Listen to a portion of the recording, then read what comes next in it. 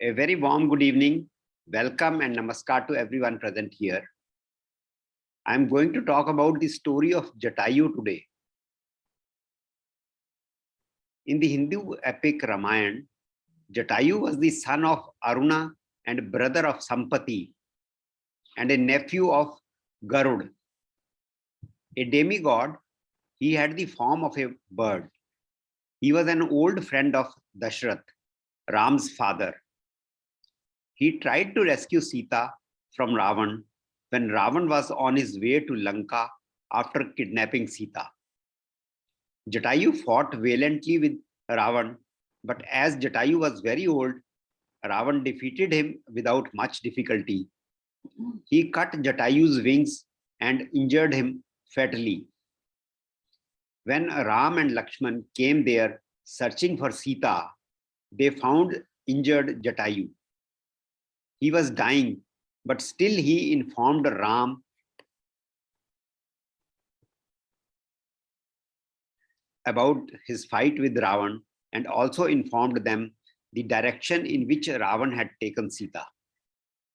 It is believed that Jatayu fell on the rocks in Chadayamangalam in the Kollam district of Kerala after his wings were clipped off by Ravan. The site was chosen to build the Jatayu Nature Park. Jatayu symbolizes an era when humans and other living beings cared for each other. So with these few words, I hand it over to Mr. V. N. Raiji to please start his discourse. Sir, unmute kar lijiyega.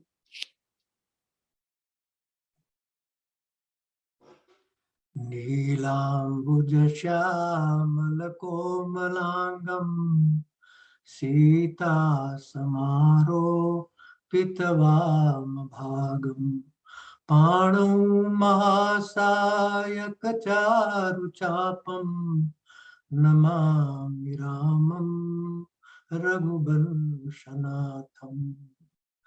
प्रविश्य नगर की जय सब काजा हृदय राखी कौशलपुर राजा।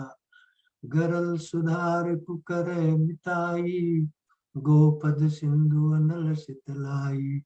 गरुड़ सुमेर रेणु समताई राम कृपा कर चितवा जाई। जय जय श्री राम।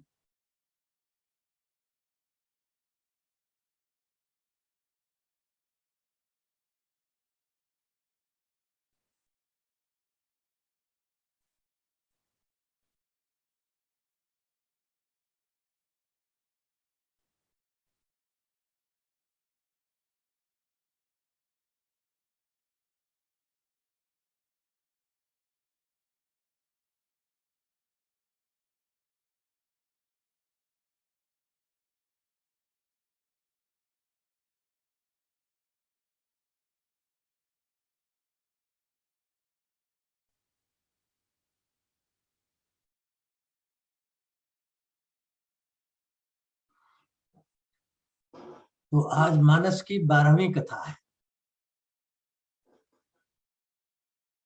भगवान राम 12 वर्ष के हो चुके हैं।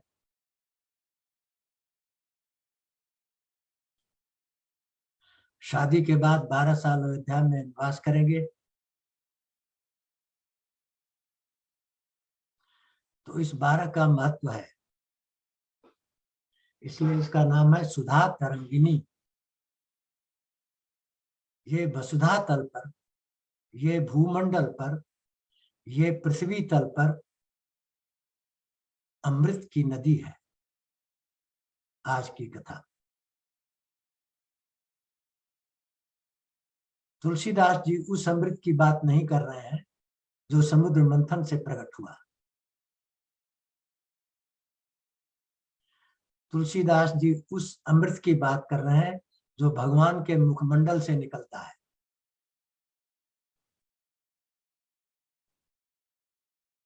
भगवान की कृपा से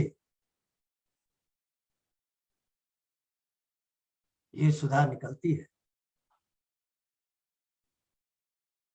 और ये कथा बहुत लंबी है, 151 दोहों की है।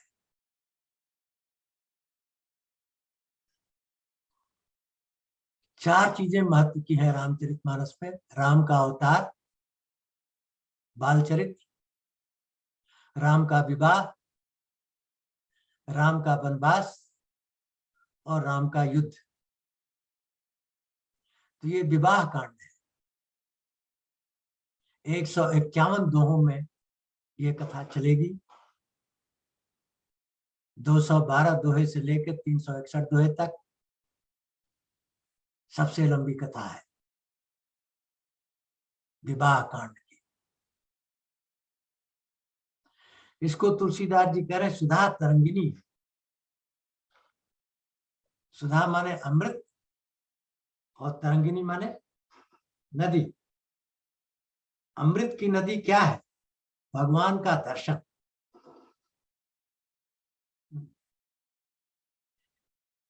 ये 212 की पहली चौपाई से चलती है, स्टार्ट होती है। कैसे? चले राम लक्ष्मण मुनि संगा।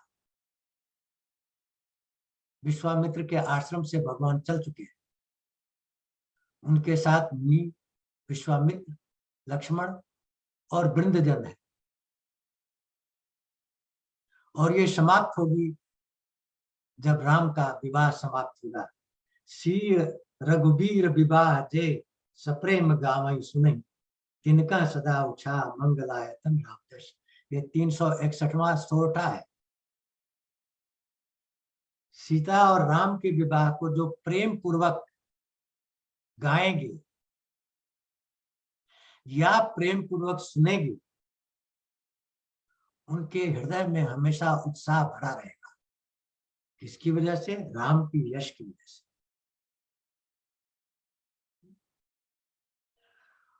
और इसी उत्साह का वर्णन मिथिला की सखियों ने भी 235 दोहे में कहा है, दो चौपाइयों में कहा है। क्या कहा है? मिथिला की सखियों ने कहा है कि मरणशील जिन पाव पीयूषा। जो आदमी मरने की शैया पर बैठा हो उसको अमृत मिल जाए, जी जाएगा। सुरतर लहे जन्म कर भूखा। जो पूरी जिंदगी भूखा रहा, कल्प वृक्ष मिल जाए। पाव नार की हरिपद जैसे। नरक में जाने वाले को भगवान का पद मिल जाए। इनकर दर्शन हम कह जैसे। भगवान का दर्शन इसके समान है। भगवान के दर्शन की उपमा तीन चीजों से सखियों ने दी है। मरते हुए को अमृत मिल जाए, भूखे को कल्प वृक्ष मिल जाए, नारकी को भगवान का पद मिल जाए। तो इसीलिए ये कथा बड़ी विलक्षण है।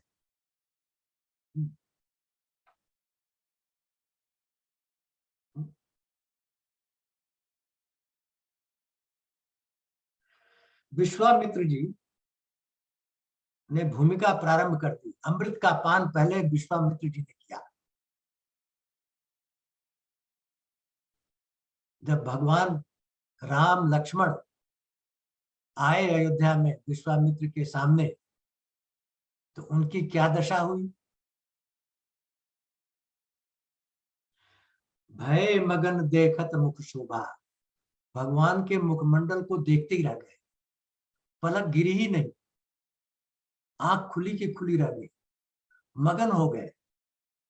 जनु चकोर पूरन शशिलोभा। जैसे पूर्ण चंद्रमा को देख करके चकोर अपनी आंख को खोले रहता है, बंद नहीं कर पाता। क्यों? चाहता है और रस मिले, और रस मिले, और अमृत मिले। यही हालत विश्वामित्र की थी। जब भगवान को देखा तो सबसे पहले अमृत का पान इस कथा में विश्वामित्र जी किए। यहां से ये कथा स्टार्ट हुई है। सोई वसुधा तल सुधा तरंगिनी। इस भूमंडल पर अमृत की नदी है। जब विश्वामित्र ने अमृत पी लिया तो अब दूसरी किसकी बारी होगी? भगवान राम चले मिथिला की तरफ। यहां पर भी एक परम ज्ञानी ब्रह्मरस में डूबे रहते हैं। माया उनको छू नहीं पाती, ब्रह्म के आनंद में डूबे रहते हैं। तो विश्वामित्र जी ने कहा मन ही मन, मैंने तो पी लिया, अब तुमको भी पिलाएंगे। किसको पिलाएंगे? सहज विराग रूप मन मुरा। जो पी रहे हो कह रहे हैं कि मेरा मन जो है सहज ही वैराग्य में रहता है, समता में रहता है, न राग न द्वेष। थकित हो तो जिमि चंद्र चकोरा। भगवान के मुखमंडल को देख करके वैसे थक गया जैसे चकोर थक जाती है। ये कौन कह रहा है? राजा जनक, परम वैरागी।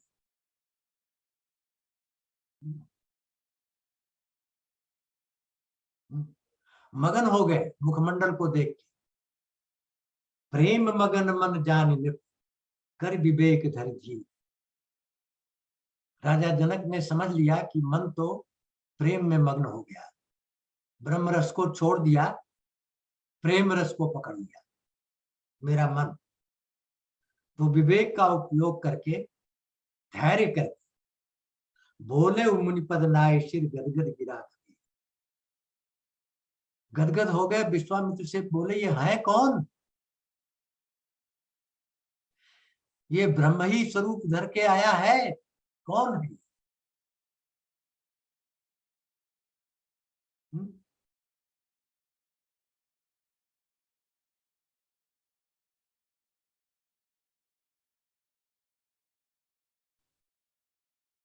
अब तीसरा कौन अमृत का पान करेगा? धनुष यज्ञ के लिए जो राजा लोग इकट्ठे हुए हैं, उसमें जो ज्ञानी राजा है वो क्या कह रहे हैं? वो दूसरे राजाओं को कह रहे हैं कि सुधा समुद्र समीप बिहाई। सुधा के सागर के समीप खड़े हो तुम लोग। सुधा, अमृत का सागर कौन है? भगवान राम। ये ज्ञानी राजा कह रहे हैं कि तुम अमृत के सागर के समक्ष खड़े हो। मृगजल निरख मरो भाई, मृग तृष्णा वाले जल की आशा करके क्यों मरे जा रहे हो? धनुष तोड़ने की आशा से। धनुष तोड़ने की आशा को मृग तृष्णा कहते हैं।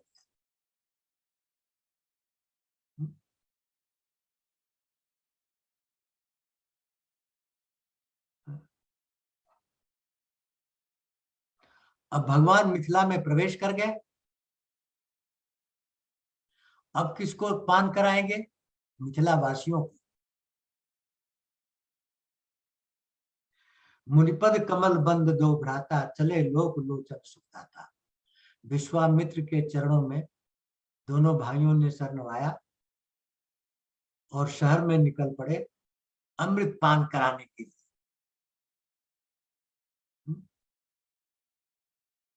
कौन कौन देख रहा है? तो गांव में देखे होंगे कि खिड़की होती है घरों में, उन खिड़कियों से लड़कियां देख रही। युवती भवन झरोखन लागी। युवती माने लड़कियां झरोखों से देखने लगी। निरखई राम रूप लागी। अमृत का पान कर रही।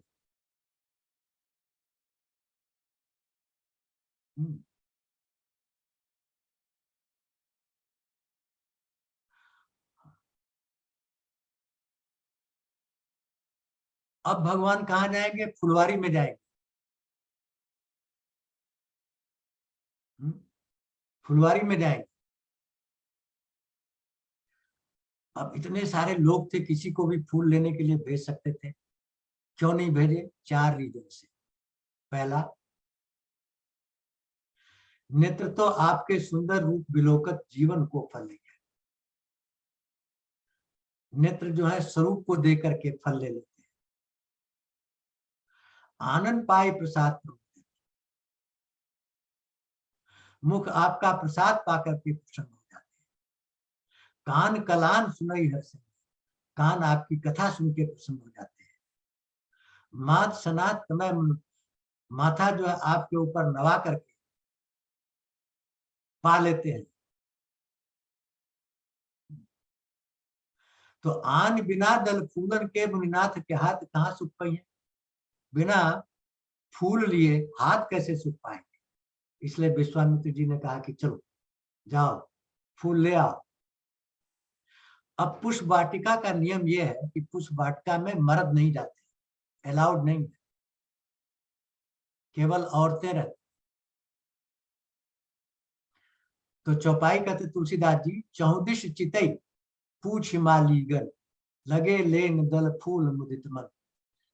चौदिश माने चारों दिशाओं में, चितई माने देख करके, पूछ मालीगन माली लोगों को पूछ करके। ये माली कौन है, तो माली तो मर्द तो अलाउड नहीं है।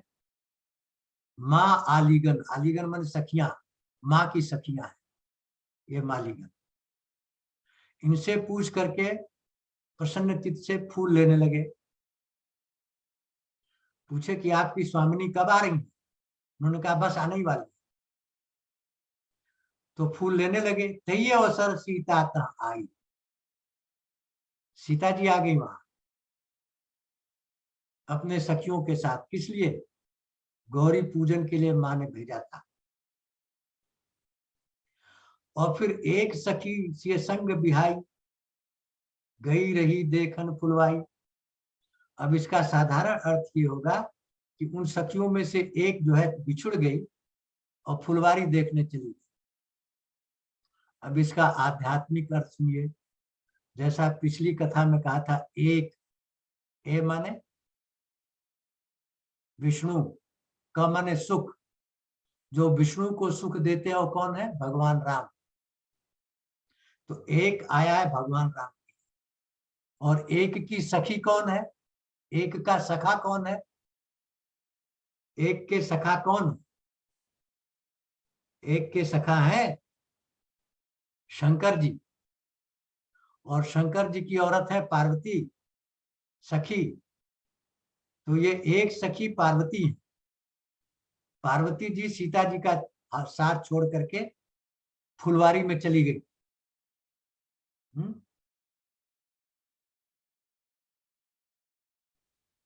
और वहां जाके पार्वती जी ने क्या देखा, देखन बाग कुंवर दो आए, कि दो कुंवारे पुरुष बाग देखने आए। भय किशोर सब भांति सुहाए, सब भांति से सुंदर दिखाई दे रहे हैं। और सीता जी से आके बोली कि अवश्य देखिए सी देखन जो देखने लोग योग्य है, चलो देखा जाए। अमृत पिलाना है किसको, यहाँ दोनों अमृत पिएंगे। देखिए सारी नदियां कहाँ जाती हैं, समुद्र में। कोई नदी अन्यथा नहीं जाती, समुद्र में जाकर के। तो सारे के सारे जो अमृत पीने वाले हैं कहाँ जाएंगे, अमृत के सागर भगवान के मुखमंडल में। और नियम यह है कि समुद्र अपना जल तो पीता नहीं, सबको जल पिलाता है, लेकिन यहाँ उसका उल्लंघन हो रहा है। अमृत के समुद्र भगवान राम अमृत पीने जा रहे हैं। देखो कैसे पीने जा रहे हैं। कंकन किंकिन नूपुर धुन से निकहत लखन सन राम हृदय। जब सीता जी चल रही हैं, कंकनी की आवाज, कंगन की आवाज सुनाई दी, तो भगवान लक्ष्मण से बात करने लगे। अब मर्यादा ये कहती है कि बड़ा भाई छोटे भाई से इस तरह की बातें नहीं करता है, लेकिन कर रहे हैं। कहत लखन सन राम हृदय, असकई फिर चितये तहियोरा, सियमुख शशि भय नयन चकोरा। ऐसा करके भगवान सीता के मुखमंडल की तरफ किए।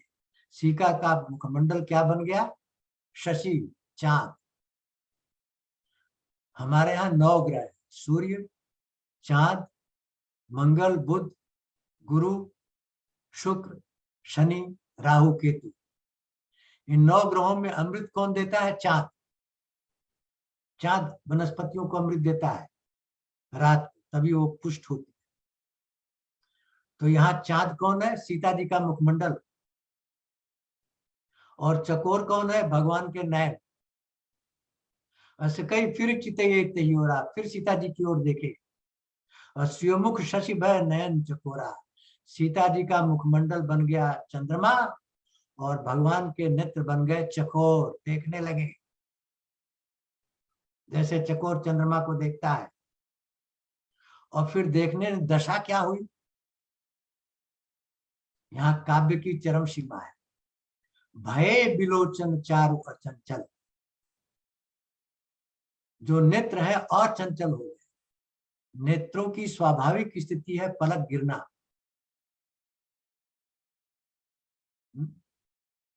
पलक गिरती रहती है और कहते हैं पलक किसको कौन गिराता है? निमि गिराती है। और निमि कौन है? राजा जनक के पिता। वो पलकों पर बैठे हैं भगवान निमि और पलकों के गिराते हैं। तो जब भगवान ने सीता के मुखमंडल को देखा तो क्या हुआ? अचंचल हो गए, नैन गिरना बंद हो गए। मनो सकुच निमित जय दृगंचल, जैसे निमि ने देखा कि पोती आ गई इसलिए हट गए शर्म के मारे, इसलिए पलक नहीं गिर रही। देख सी शोभा सुख पावा, हृदय सराहत वचन नावा। लक्ष्मण से सीता के मुखमंडल की शोभा का वर्णन करते हुए तकते नहीं है राम। तो यहाँ समुद्र ही अमृत का पान कर रहा है। अमृत के सागर भगवान राम सीता के मुखमंडल रूपी अमृत का पान कर रहे हैं।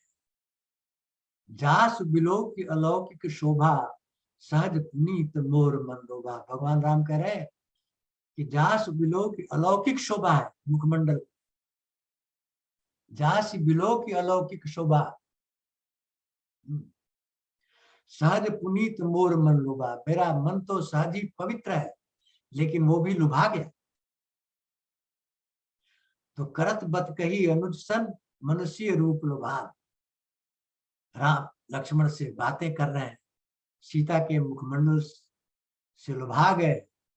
मुख सरोज मकरंद छवि करे मधु पान, जैसे भौरा कमल के मधु का पान करता है उसी तरह हाँ मुखरूपी कमल जो सीता जी का है उसके मकरंद छवि रूपी जो मकरंद है उसका पान कर रहे हैं भगवान राम। अधिक स्नेह दे भई भोरी, बहुत ज्यादा प्रेम हो गया, शरीर भारी हो गई। हाँ शरद शशि जनु चितव चकोरी, जैसे चकोर शरद को देख करके थक जाती है, पीती है आनंद। और कौन पान कर रहा है? सखियां पान कर रही। देख भानुकुल भूषण, सूर्य वंश के भूषण भगवान राम को देख करके बिसरा सखिन अपान। बिसरा माने गायब हो गया, सखियों का अपान माने प्राण। अंदर का अंदर बाहर का बाहर रुक गया।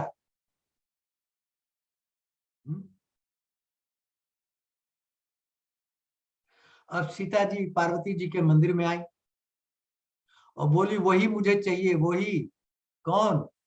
जिसको देखी है वह देही, वह माने वे और देही माने दीजिए, इसलिए इनका नाम वैदेही है। कीन्हु प्रगट न कारण कोई, मैं कारण आपको नहीं बता रहा हूं। क्यों?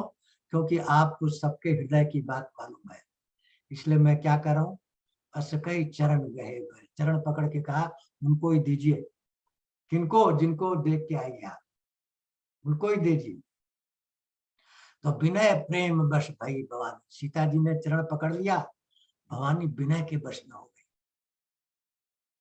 और फिर क्या की? जयमाल उठाई। किस लिए? सीता जी को पहनाने के लिए। फिर विलक्षण घटना हुई। क्या?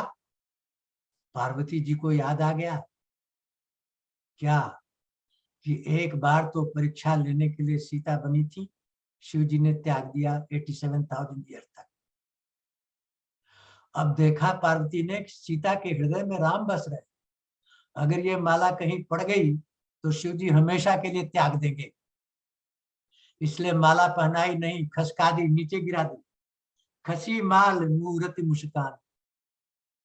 माला जब नीचे में गई तो मूरत कौन है? भगवान की मूर्ति जो सीता के हृदय में है, वो मुस्कुरा पड़ी कि हाँ, इस बारी तुमने चालाकी किया, पिछली बार तो मूर्खता की थी, शंकर जी ने छोड़ दिया था, अब की बार तुम्हें ज्ञान हो गया है। क्यों?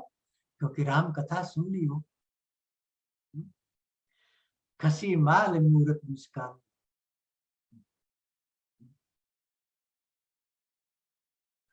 तब पार्वती जी ने आशीर्वाद दिया, मन जाहिरा च्यों मिलहि सोबर, सहज सुंदर सांवरो, करुणा निधान सुजानशील, स्नेह जानत रावरो। मन जाहिरा च्यों, मन में जिसको रच रखा है, मिलहि सोबर, वही बर मिलेंगे, सहज सुंदर सांवरे। वो सहज है, सुंदर है, सांवले। पार्वती जी कह रही है सीता जी से, जिसको मन में तुमने सवार रखा है, वही सहज सुंदर सांवले मिलेंगे वर के रूप में। और वो कौन होंगे? करुणा निधान। उनका नाम भी दे दिया पार्वती जी, करुणा निधान। और ये नाम केवल सीता और राम के बीच में है। इसलिए जब हनुमान जी लंका में गए तो कैसे मालूम सीता जी को कि ये राम के दूत है? भाई, राक्षस तो माया करके बन जाते हैं। तो हनुमान ने कहा, सत्य शपथ करुणा निदान की, राम दूत मैं मान जाने, परिचय दे दिया। शपथ करके कहता हूं करुणा निधान की। तो ये करुणा निधान शब्द केवल राम सीता को मालूम था। और ये सीक्रेट जब हनुमान जी ने बताया, सीता जी को विश्वास हो गया कि करुणा निधान का दास ही है। तो ये नाम पार्वती जी ने दिया सीता जी को, करुणा निधान। सुजान, सुंदर है, सुशील है, स्नेह, यही भांति गौर शीश सुनि सिय सहित ये हर्षित कभी। इस प्रकार का आशीर्वाद सुन करके सीता जी सखियों के साथ प्रमुदित हो गई, बहुत खुश हो गई। तुलसी भवानी पूज पूज पूज मुदित वन मंदिर चली। भवानी की पूजा करके अपने घर के लिए चली। अब भगवान राम और लक्ष्मण आए थे क्या? फूल लेने। जब फूल लेने आए तो भगवान ने अमृत का पान किया। क्या? सीता जी का मुखमंडल अमृत बरस रहा है। और सीता जी ने अमृत का पान किया, भगवान का मुखमंडल अमृत बरस रहा है। अब दोनों भाई फूल लेकर के विश्वामित्र जी के पास आए। गुरु समीत गवने दो भाई। तो क्या हुआ? सुमन पाई मुनि पूजा कीनी। फूल पा करके विश्वामित्र जी ने पूजा किया। और सुमन ने अच्छा मन। पुण्य शीश दुई भाई दीनी। फिर दोनों को आशीर्वाद क्या दिया? सुफल मनोरथ हो तुम्हारे, राम लखन सुन भय सुखारे। तुम लोगों के मनोरथ पूरे हो जाए, ऐसा सुनकर के दो ही भाई खुश हो गए। देखिए, मिथिलावासी भगवान का रूप देखा, सबने अमृत पी लिया, राजा लोगों ने पी लिया और सीता जी ने पी लिया। लेकिन जो दुष्ट थे, राजा डगई में शंभु सरासन कैसे, कामी बचन सती मन जैसे, वो धनुष तोड़ने में लगे हुए।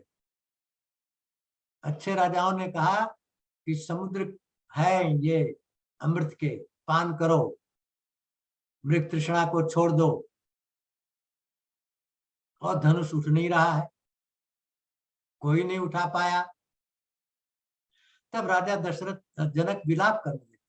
तजहु आस निधि निधि गे जाओ, लिखा न विधि वैदेही विवाह। वैदेही का विवाह नहीं लिखा, अपने अपने घर चले जाओ। मैं अपनी प्रतिज्ञा को नहीं छोड़ सकता। क्यों? सुकृत जाए जो फन परिहरम। अगर प्रण को छोड़ दूं तो पुण्य चला जाएगा। और फिर क्या होगा? जनक सुकृत मूर्त वैदेही। जनक का पुण्य की मूर्ति है सीता, पुण्य चला जाएगा तो सीता भी गायब हो जाएगी। इसलिए सभा का विसर्जन नहीं कर सकते। वैसे भी विसर्जन करने का अधिकार विश्वामित्र को दे रखा है, अध्यक्ष बना रखा है। और जब ऐसी वाणी जनक जी ने बोली कि सब लोग अपने अपने घर जाओ, वीर भीन मही में जानी, तो आप जानते हैं क्या हुआ? क्या हुआ? लक्ष्मण जी आ गए तंतना करके। कई जनक जस अनुचित बानी, विद्यमान रघुपति मणि जानी। इस सभा में रघुपति के मणि भगवान राम को विद्यमान समझ करके जनक ने ऐसी अनुचित बानी कही, कौतिक ब्रह्मांड उठाओ। ब्रह्मांड को खेल खेल में उठाकर कुकुर मुत्ते की तरह तोड़ दो इस धनुष को। गेंद की भांति उठा लो, कच्चे घड़े की तरह तोड़ दो।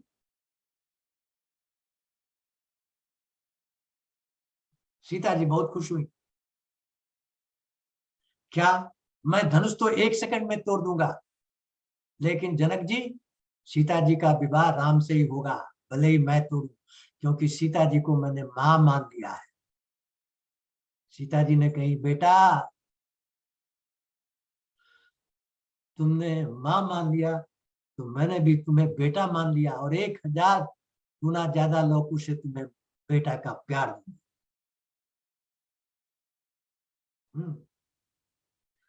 भगवान ने कहा, लक्ष्मण क्यों तुम गुस्सा कर रहे हो? कहे वीर विहीन कहा इन्होंने। भगवान ने कहा, वीर विहीन कहा ना, रघुवीर विहीन तो नहीं कहा। रघुवीर विहीन तो नहीं कहा उन्होंने, वीर विहीन कहा। बैठ जाओ।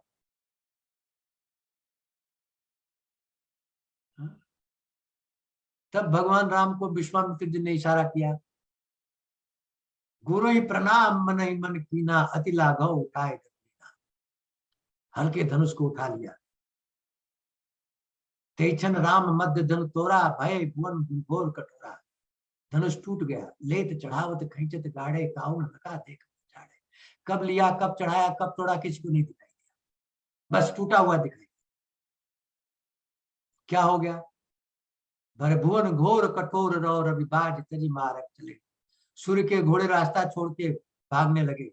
चिक्कर ही दिग्गज डोल में, भई कोल कूरम कर मले। कच्छप और शेषनाग तलमला रहे। सुर असुर मुनि सब कान में उंगली डाल रहे। शंकर चाप जहाज, सागर रघुवर बाहुबल। बूढ़ से सकल समाज, चढ़ा वो कश। शंकर का धनुष जहाज है। जहाज कहाँ चलता है? समुद्र में। समुद्र कौन है? भगवान की बाहों का बल। भगवान की बाहों के बल रूपी समुद्र में शंकर के धनुष रूपी जहाज डूब गया। और उस जहाज में कौन चढ़े थे? जो पहले गए थे उठाने लिए, जिनसे उठा नहीं था, सब डूब गए।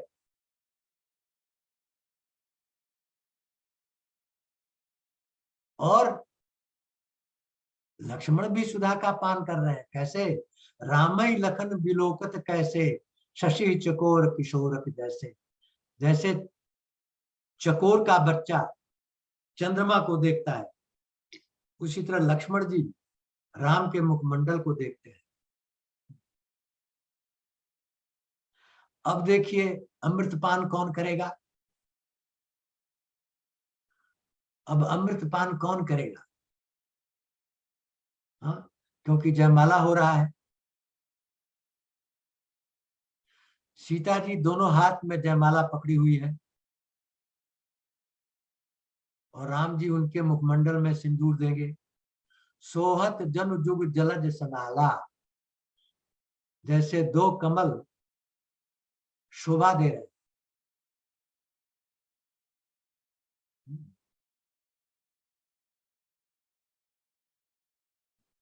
शशि सभीत देत जयमाला, गावई छब और लोक सहेली सिय जयमाल राम।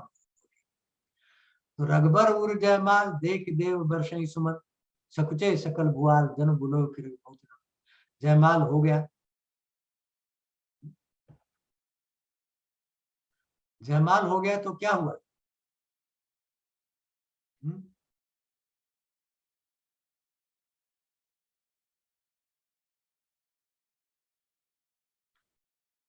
उसी समय अजीब घटना हुई।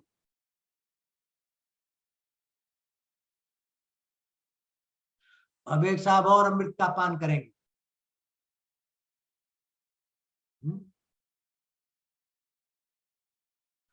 ये शंकर जी के चेले हैं जो विष पान करते हैं और इनके मुंह से भी विष ही निकलता है, उगलते रहते हैं। इन्होंने भी अमृत पान किया।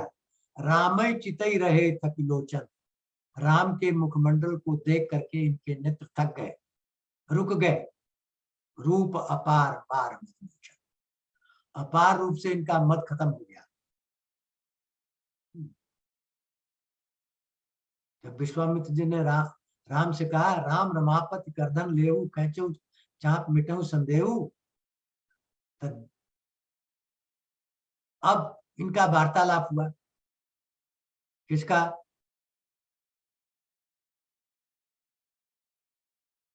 परशुराम और लक्ष्मण का 18 दोहों में वार्तालाप हुआ है।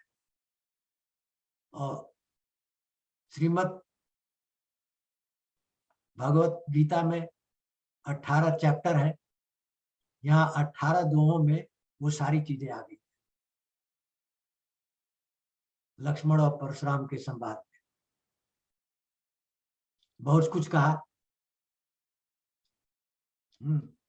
अंत में राम जी ने कहा कि सेवक स्वामी की कैसे लड़ाई होगी, मेरा राम 2 अक्षर का 3, आपका इतना बड़ा, आपके पास फावड़ा, मेरे पास, मेरा सर आपके सामने है, जो चाहिए वो कर लीजिए।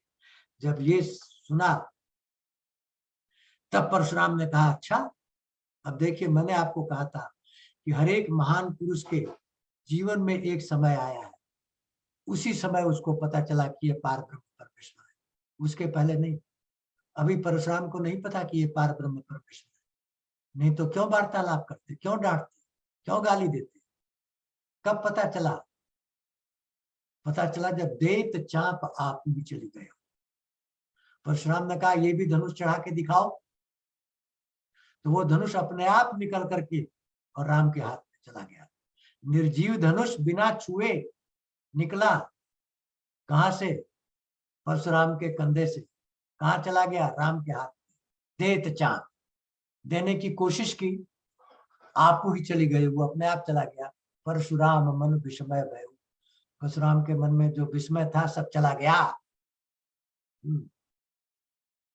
परशुराम मन विस्मय भय जाना राम प्रभाव। तब भगवान राम के प्रभाव को उन्होंने जाना। किसने? भगवान राम के प्रभाव को किसने जाना? परशुराम ने। पुलक प्रफुल्लित, शरीर प्रफुल्लित हो गया, रोए खड़े हो गए। जोर पानी बोले बचन हृदय ने प्रेम, प्रेम पूर्वक हाथ जोड़कर बोले और विनती करने लगे, जय रघुवंश बनर बल भानु धन धन धन। बहुत सारी विनती की और चले गए, अमर हो गए। 7 लोग अमर हुए, उनमें परशुराम हो गए। कौन कौन? अश्वत्थामा, बलिर्व्यासो, हनुमानश्च विभीषण, कृपा परशुरामश्च सप्तैत्यंजीवी।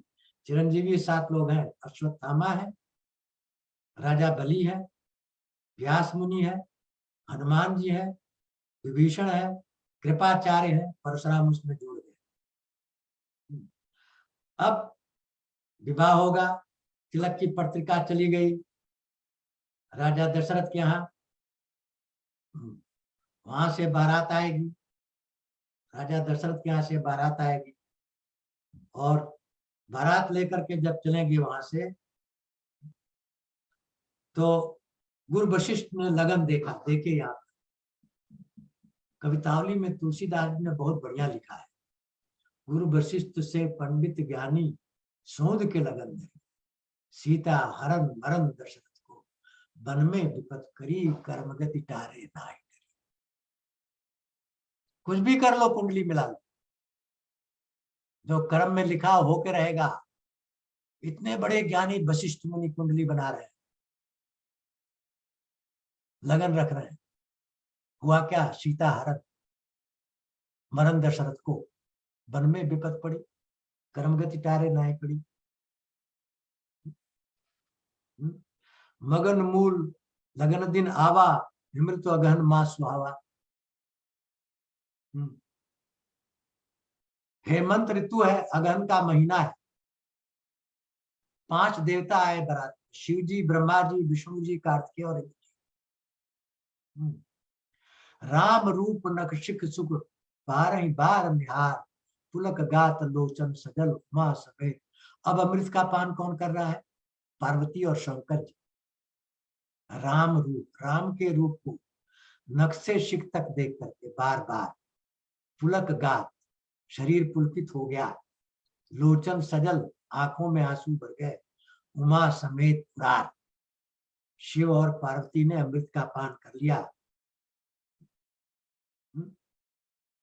रामचंद्र मुख चंद्र छवि लोचन, चारु चकोर, करत पान सागर सकल, प्रेम प्रमोद न थोर। पूरे मिथिलावासियों ने, सकल मिथिलावासियों ने अमृत का पान कर लिया। सही वसुधातल सुधा तरंगी। अब सीता जी मंडप आई, शांति पाठ हुआ विवाह के लिए। ओम देव शांति, अंतरिक्ष शांति, पृथ्वी शांति, रामा शांति, औषधय शांति, वनस्पतय शांति, शांति विश्वदेवा शांति, ब्रह्मा शांति, सर्व शांति, शांति रेवा, शांति सामा, शांति वेदी। ओम शांति शांति। अब यहाँ पर है कि सुनैना जनक जी के बाईं तरफ बैठी हैं, हाँ, कन्यादान के लिए। बाईं तरफ स्त्री को शुभ काम में नहीं बैठाया जाता। हाँ, तो इसका बहुत बढ़िया विश्लेषण किया है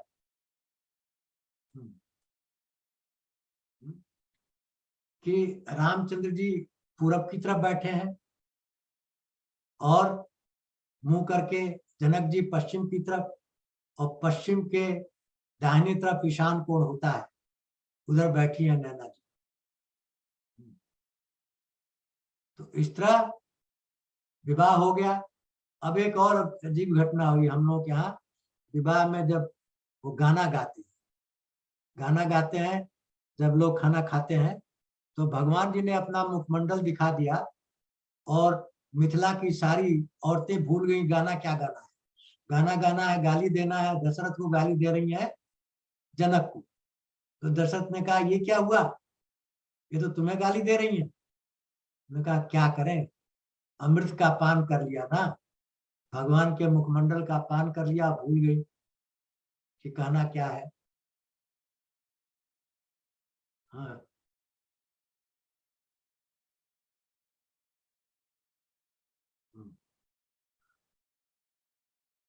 अब उसके बाद क्या हुआ कि इसमें एक चीज और होती है। वो चीज होती है कि कोई भी शुभ काम हो हिंदू धर्म में, तो शुभ का संकेत जो है 12 चीजों से मिलती है। और रामचंद्र जी के ब्याह में ये 12 चीजें संकेत दे रही हैं कि शुभ काम हो रहा है। ये कौन कौन सी 12 चीजें हैं, गांव वाले जानते हैं। पहला, चारा चाक बाम दिछ देई, मनो सकल मंगल के देई। नीलकंठ चिड़िया होती है, गांव में लोग कहते हैं उसको देखना बहुत शुभ माना जा रहा है। राम जी की शादी हो रही तो नीलकंठ जो है चारा खा रहा है, शुभ माना गया। दूसरा, दाहिन काग सुखेत सुहावा, काग भुसुंडी जी ने दाहिनी ओर दर्शन दिया, दूसरा संकेत। तीसरा, नकुल दरस सब काहू पावा, नेवला ने दर्शन दिया, ये भी शुभ माना जाता है, तीसरा शुभ। चौथा, सानुकूल व त्रिविध बयारी, शीतल मंद सुगंध वायु चल रही है, ये भी शुभ माना जाता है। शीतल मंद सुगंध वायु चले तो शुभ होता है। पांचवा, सगट सबाल आव बरनारी, स्त्री सर पर घड़े वाला पानी और गोदी में बच्चा लेके दिखाई दे तो ये शुभ माना जाता है। और छठवां, लोवा फिर दरस दिखावा, लोमड़ी दिखाई दे तो भी ये शुभ माना जाता है। और सातवां, सुरभि सन्मुख शिशु पियावी, गाय बछड़े को दूध पिला रही हो तो ये शुभ माना जाता है। ये 7वां शुभ भी दिखाई दिया। 8वां, मृगमाला फिर दाहिनी आई, मंगल गण दीन दिखाई। दाहिनी ओर हरिणों के दर्शन हुए। 9वां, क्षेम करी का क्षेम विषय की, लाल रंग की चील दिखाई दे तो ये भी शुभ माना जाता है, ये भी दिखाई दिया। 10वां, श्यामा बाम सुतर पर देखी, वृक्ष पर श्यामल रंग की कोयल दिखाई दे, ये भी शुभ माना जाता है, ये भी दिखाई दिया। 11वां, सन्मुख आयु दधी और मीना, दही और मछली दिखाई दे तो ये भी शुभ माना जाता है। 12वां, कर पुस्तक दो विप्र प्रवीणा, हाथ में पुस्तक लिए 2 कुशल वेद व्यापी ब्राह्मण दिखाई दे, शुभ माना जाता है। तो ये 12 शकुन दिखाई दिए। भगवान 12 साल में विवाह कर रहे हैं और विवाह के पश्चात 12 साल तक अयोध्या में निवास करेंगे। 12 का बहुत महत्व है। राम दुल्हा की जय, सीता की जय। विवाह हो गया राम और सीता का। फिर क्या हुआ? फिर एक और ज्ञान की बात है यहाँ पर जो सबको जानना चाहिए। चतुर्वर्णम मया सृष्टि गुणकम स्वभावश, तस्य कर्तारम मदिमा विद्धि अकर्तारम अव्ययम। भगवत गीता में भगवान ने कहा 4 वर्ण है, ब्राह्मण क्षत्रिय वैश्य, गुण और कर्म और स्वभाव के बेसिस पर, जाति के बेसिस पर नहीं। और आज कलयुग में जो ये वर्ण व्यवस्था है छिन्न भिन्न हो रही है, टोटली छिन्न भिन्न हो रही है, क्योंकि वर्ण को जाति में कन्वर्ट कर दिया गया। इस जाति में है तो ये ब्राह्मण है, और ब्राह्मण के गुण उनमें नहीं है, कोई ब्राह्मण के गुण उनमें नहीं है। ब्राह्मण के 4 गुण हैं, अगर ये नहीं है तो ब्राह्मण नहीं है। अनभ्यासेन, यदि ब्राह्मण शास्त्रों का अभ्यास नहीं कर रहा तो वो ब्राह्मण नहीं है, यमराज उसको उठा ले जाएंगे। आज के ब्राह्मण शास्त्रों का अभ्यास न करके कव्वाली कहानी सुनाते हैं, नचवाते हैं, गूढ़ तत्व नहीं बचाते। दूसरा है वेदा नाम, वेदों का पाठ नहीं करते। आचार्य वर्जिताम, आचारहीन हो गए।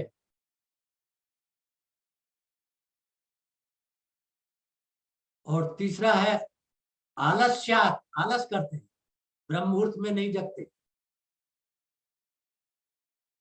11 बजे जगते हैं और श्रृंगार करके आते हैं और फिर वो पाठ करते हैं, और उसके लिए पहले से तय होता है इतना रुपया देना तब हमारा होगा कीर्तन, और बन ठन के आते हैं 11 बजे। ये तो ब्राह्मण के गुण नहीं है। और चौथा है अन्न दोष, कुछ भी खा लेते हैं, जो दे दो। तो ये 4 दोष जिसमें है वो ब्राह्मण कहलाने लायक, उसको जमराज उठा के ले जाए। इसलिए आज के युग में जो अपने को ब्राह्मण कहते हैं, इस कसौटी पर कसें कि क्या मैं सच में ब्राह्मण हूं या केवल जाति का ब्राह्मण। जाति कोई माने नहीं रखती, माने रखता है वर्ण। अगर आपके अंदर ये गुण नहीं है तो आप ब्राह्मण कहलाने लायक नहीं।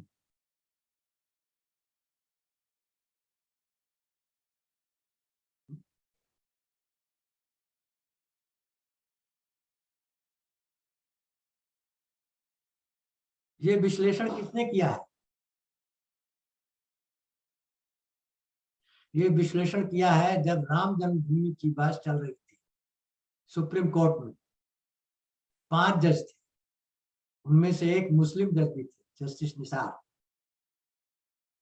सबसे पूछा गया कि प्रमाण दिखाओ, वेद में कहाँ लिखा है कि राम वहां पैदा हुए। कोई नहीं दिखा पाया।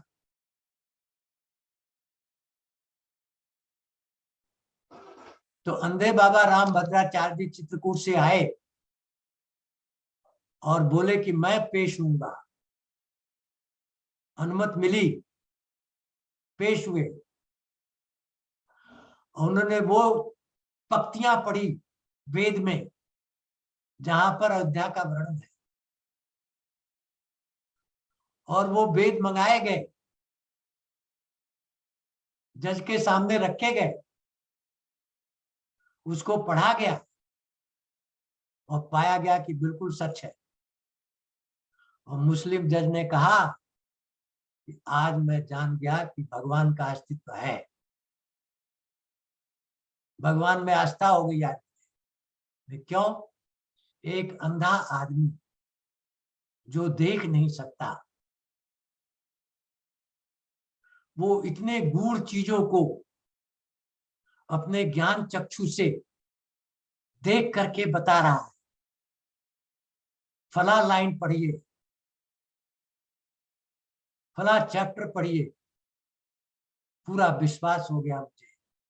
और वो था टर्निंग पॉइंट।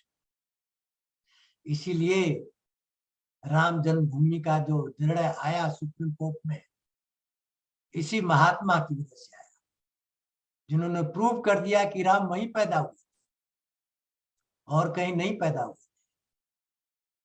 और राम की जन्मभूमि है, पवित्र है, पावन है, वहीं राम का मंदिर बनना चाहिए। और सुप्रीम कोर्ट का जजमेंट आया कि राम मंदिर वहीं बनेगा। 5 एकड़ जमीन मुस्लिम भाइयों को दे दी, मस्जिद बनाओ कुछ दूरी पर। तो ये जो व्याख्या ब्राह्मणों की है, बड़े व्यथित मन से राम भद्राचार्य ने कहा है कि ब्राह्मण ब्राह्मण नहीं रहा आज,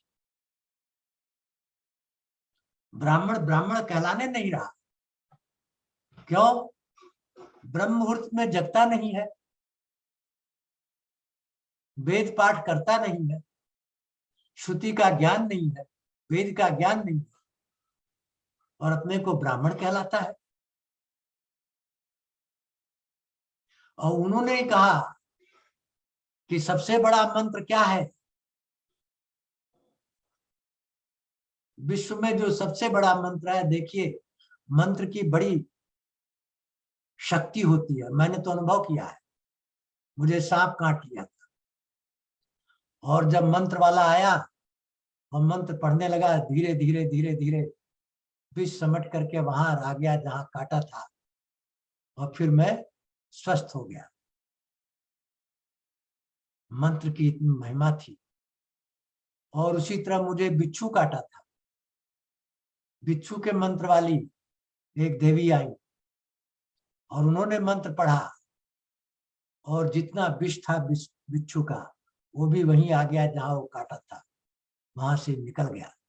तो मंत्र की महिमा है, जबरदस्त मंत्र की महिमा है।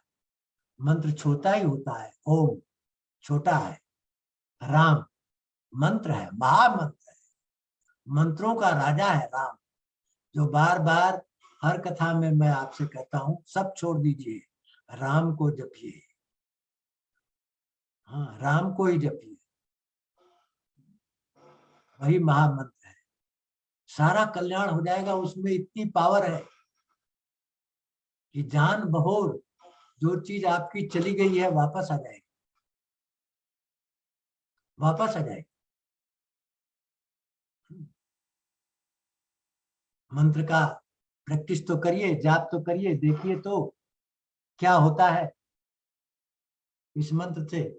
तो आज की जो कथा थी, इसमें 12 इंपॉर्टेंट था। भगवान राम 12 वर्ष के थे, 12 वर्ष तक अयोध्या में रहेंगे।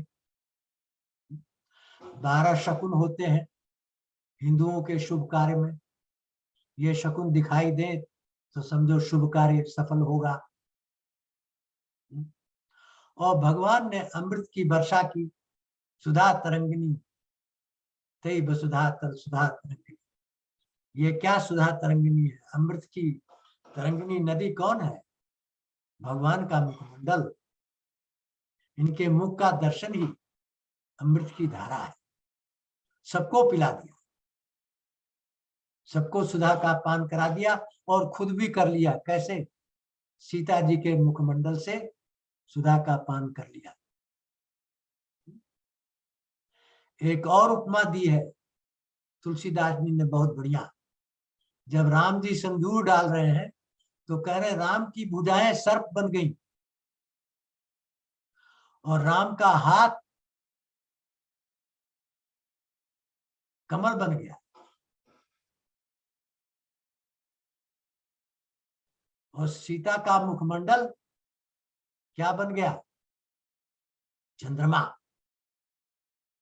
देखिए उपमा दिया है। सिंदूर डाल रहे हैं ना भगवान राम सीता जी को, क्या बढ़िया उपमा दी है। तो काव्य की दृष्टि से भी रामचरितमानस बहुत ही उत्कृष्ट ग्रंथ है।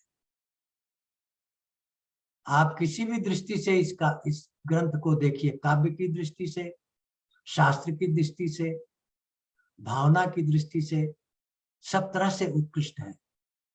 इसको पढ़ने से, गाने से शरीर प्रफुल्लित हो जाता है, शरीर रोमांचित हो जाता है, हृदय के अंदर उत्साह भर जाता है। इसलिए कहते हैं राम के विवाह का जो वर्णन गाएगा या सुनेगा उसका शरीर पुलकित हो जाएगा और हृदय आनंद से भर जाएगा। वाह! तो आज राम का विवाह हो गया। ये कथा को मैं यही विराम देता हूँ। प्रविश नगर की जय सब काजा, हृदय राखी कौशलपुर राजा। गरल सुधारि पुकरे मिताई, गोपद सिंधु अनल सितलाई। करुण सुमेर रेन समताई, राम कृपा कर चितवा जाई। जय श्री राम, जय जय श्री राम।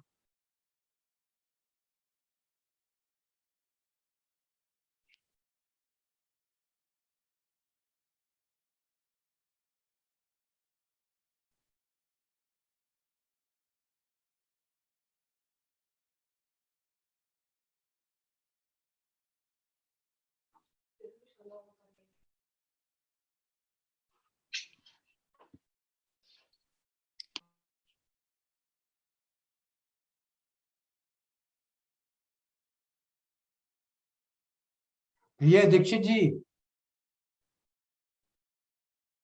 क्या समाचार है दीक्षित जी? समाचार सब ठीक, बढ़िया है सर। अच्छा, थोड़ा बिजी थे, काम चकाचक में है, लगे थे। बढ़िया।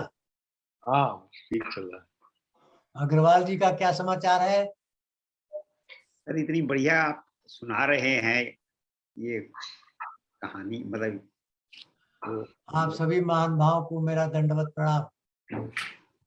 अरे अरुण दीक्षित जी को, आर के दीक्षित जी को, हम्म। जाडू जी को, धवन जी को, अग्रवाल जी को। आपका बड़ा अभिनंदन है। आपके बहाने अमृतपान हम लोग भी कर पा रहे हैं। आज ये 12वीं कथा यही समाप्त हुई। बालकांड समाप्त। बालकांड में 361 दोहे और सबसे बड़ी कथा ये रही 151 दोहों, 212 दोहे से लेकर के और 361 दोहे तक 151 दोहे में